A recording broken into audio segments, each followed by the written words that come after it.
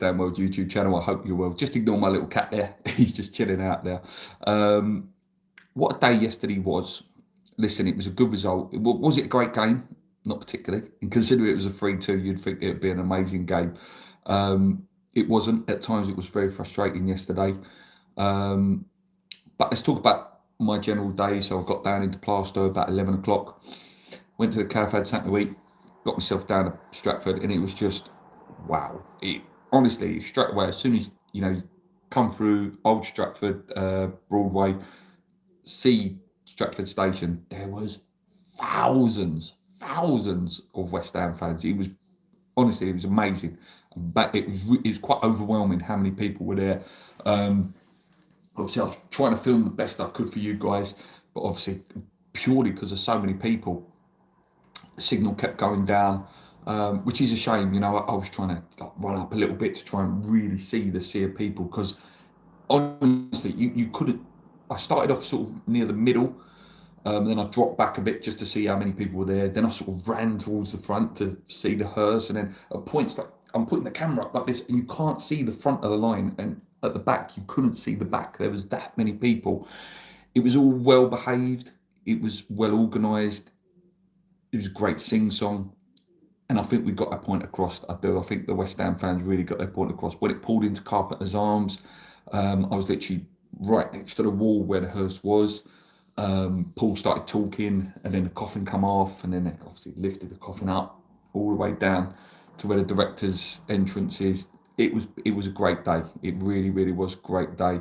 And I look forward to the next one. Hopefully more of us. And I think it's hilarious that fans, I call them fans, people like Sean Whetstone, going on Twitter saying 2,000-3,000. I actually messaged Hammers United, because they follow me, I follow them.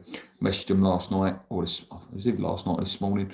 I just sent him a little message saying thank you, just brilliant, amazing atmosphere, really enjoyed the day.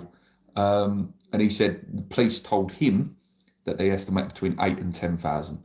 So there we go. So, someone's telling the truth. But yeah, great day.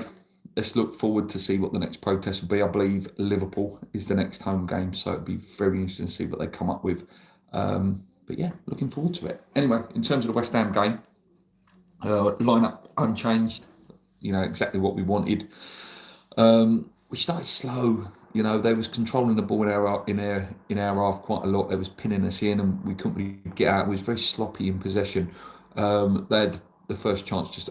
Me and my pal was watching Kyle Walker in the warm-up, and you could just see, Kyle Walker's got just that class. He's been taught by Pep. He knows how to pass the ball and execute it.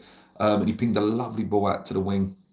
It was played across the box. They should have scored really at that point, and it would have been 1-0 to them, and they would have deserved it. And when they did go 1-0 up, again, really poor defending from Juve, and Kilman didn't have a clue where his man was, and we did go 1-0 down. But again, you see, I obviously I want West Ham to either have a clean sheet, but I do like the fact that against Newcastle we went 1-0 down when everything was against us in that game. Like for the first few minutes, nothing was going in. We didn't get a penalty, and we came back and won. Similar to today, went 1-0 down. Our heads didn't drop. We were trying. We were trying to get in there. There was a little one with Callum Wilson and Bowen when they played a little 1-2 to each other. That was really unlucky. The corners were okay as well, and then obviously we played the short corner right at the end. The ball was playing to Somerville. Somerville sort of wiggled his way in, had a shot, deflected out, bounced around, and then Callum Wilson was there for the header, 1-1. Perfect time to score. Second half, we were better. We got into the game. Fernandes, I think nearly every channel said it, and it was nice that Match of the Day actually mentioned it, and I hope he gets in Team of the Week this year by, who does Team of the Week now? It's Chris Sutton, I think, does it now, isn't it? Oh no, Troy Deeney does it on BBC, doesn't he? I hope Fernandes gets in that, because he was brilliant. He really was. He got his foot in, he was getting stuck in, he was aggressive, he was passing the ball well. He really sort of led by example, and you forget how young he is. Do you know what I mean? You forget how young he is. Obviously, Potsy went off. Hopefully, it's not that bad. He sort of went down, carried on for a little bit, then went down again, then they took him off. I think it was just a little twinge, a little twinge in the hamstring. I expect him to be back for the Bournemouth game in a couple of weeks' time. Obviously, Soucek come on at the time. I was a bit nervous. I was a bit like, oh, I don't know. But then he did change it. He put, because he took Potts off and brought on Soucek, and I thought, I don't know about that. And then obviously Magassa came on for Wilson, and then Soucek went up front, and I was okay with that. I was okay with that. Did manage to get a goal back again. Ball was whipped in from the corner, fell all the way to Paquetá, did this sort of outside of the boot shot that the goalkeeper parried, and then Big Tom back post with the header to get it in. Well, it was more like chest when he sort of chested it in. 2-1, Spinny helicopter, brilliant. Atmosphere really did pick up yesterday. It was a good atmosphere. I don't know whether the protest played a part in that. There was some real old West Ham, and it felt good, and there was a positivity and a collectiveness with us yesterday.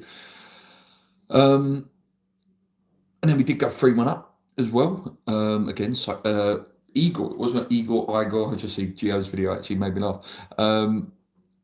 He sort of picked the ball up. He sort of went on, picked it up, strode forward a little bit, laid it into Soucek. Soucek went on a little run, released a really good shot, actually. But then their goalkeeper, you've got to look at their goalkeeper, parried it out.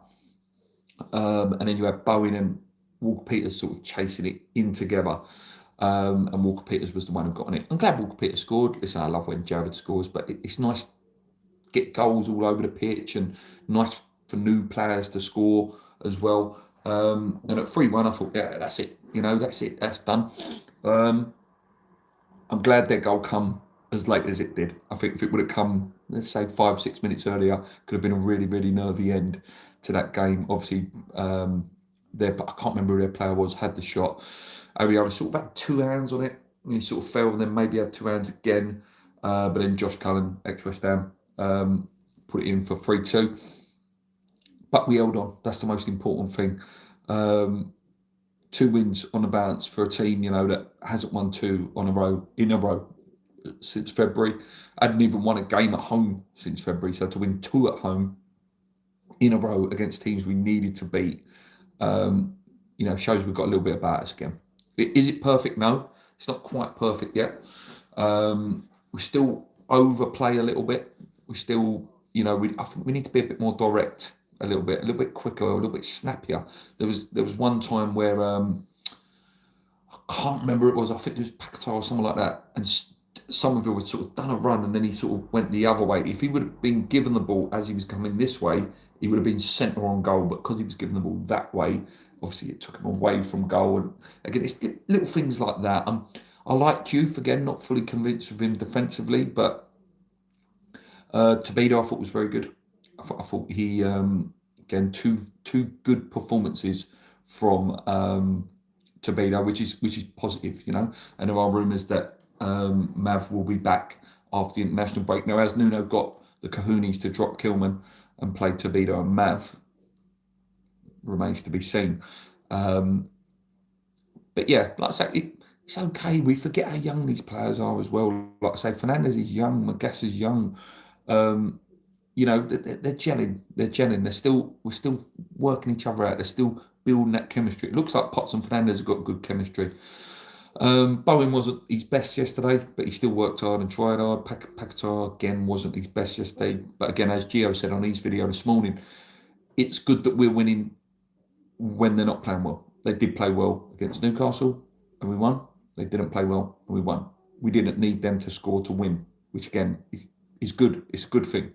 It's a good thing. It puts us level on points with Burnley. At one point, we were level on goal difference if we wouldn't have conceded the second. But I've got hope now.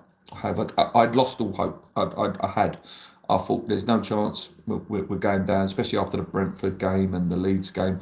I thought we've got no chance. No chance. The Newcastle game was a freak result, wasn't it? And then obviously yesterday we showed a bit more. Bournemouth's going to be tough. It's going to be a really, really tough game. Liverpool's going to be really tough, but you can get them. You can get at them. But yeah, we can feel a bit calmer going into the national break. Let's just say that. Let's see what you guys are saying. There's a couple of comments here. Hammerette says, morning, 2 weekends not ruined. That's true, mate. Glenn says, morning all.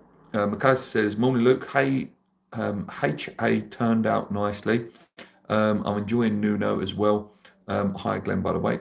And Glenn says, oh, I thought I saw you yesterday. The turnout was massive. Oh, I see so many people yesterday. It's quite overwhelming. Like I said, I must have had about 30 people that, obviously, I don't know who yous are properly, you know, apart from people that have their face or that I've met before. That people come up to me. Belgium guy come up to me and he was like, oh, I'm from Belgium. Really like the channel. Lovely to meet you.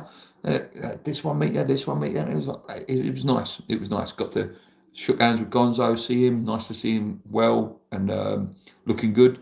I seen Nicky from Claret and Booze, but he didn't see me. I think like so many people, so many people. See Nicky from West Ham Fan TV, Dan and Ryan. Again, they didn't see me, but again, so many people. I was right near Bill Gardner at one point, and Bubbles when I was up on a stage. But yeah, great day. Really was a great day. What else? What else? Is there anything else I need to talk about? Not really. Not really. It wasn't going to be the longest video in the world. It was more just to say it was a great day. I'm glad we got the win. We just got to carry on now. Carry on. We've got to be, if we were in this position, you know, either just in it or just out of it by January, I think we'll have a big chance. Big chance. Because Nuno will demand us backing. Sorry, will demand backing from Sullivan. And I think if we manage to get someone who can get, you know, let's assume there's 15 games left, someone who can get 6 goals and then maybe a good centre half, I think it'll be all right. I think I'm quite happy with the midfield. And I think there's youngsters like Earthy and people like that that could sort of get blooded in and help us there. But yeah, I'm fairly happy. I'm fairly happy at the minute, but we just don't go down. Please don't go down. Please don't go down. I've actually as well, because obviously I went Crystal Palace, which was awful, but I went because I wanted to go to March, and I went to Burnley game yesterday.